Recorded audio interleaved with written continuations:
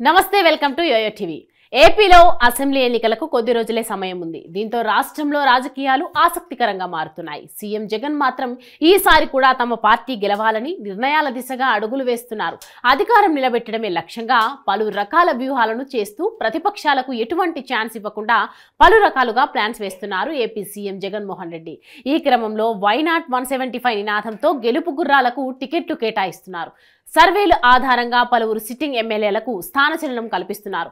అలాగే ఎన్నికల్లో గెలిచే పరిస్థితి లేని వారిని నిర్మోహమాటంగా పక్కన పెట్టేస్తున్నారు. ఇప్పటికే చాలా మంది సిట్టింగ్ ఎమ్మెల్యేలకు నో టికెట్ అంటూ మొండి చేయి చూపించేశారు.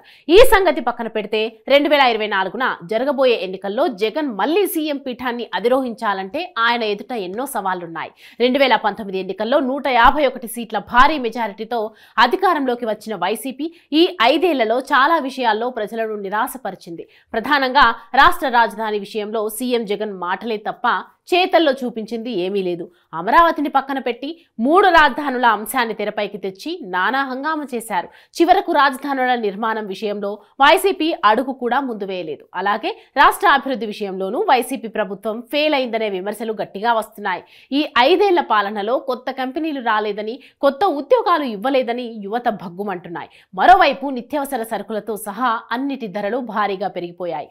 ఇన్ని మైనస్లు ఉన్నా కూడా మళ్లీ అధికారంలోకి రావడం ఖాయం అని సీఎం జగన్ నమ్ముతున్నారు. అందుకు కారణం వాలంటీర్ వ్యవస్థ, సంక్షేమ పథకాలు. ఈ 2 అంశాలే తనకు బలంగా మారనున్నాయని జగన్ భావిస్తున్నారు. టీడీపీ అధికారంలో ఉన్నప్పుడు కూడా సంక్షేమ పథకాలున్నాయి. అయితే వాటి అమలులో ప్రభుత్వం సరైన జాగ్రత్తలు తీసుకోలేకపోయింది. కానీ జగన్ మాత్రం వాలంటీర్ వ్యవస్థను తీసుకొచ్చారు.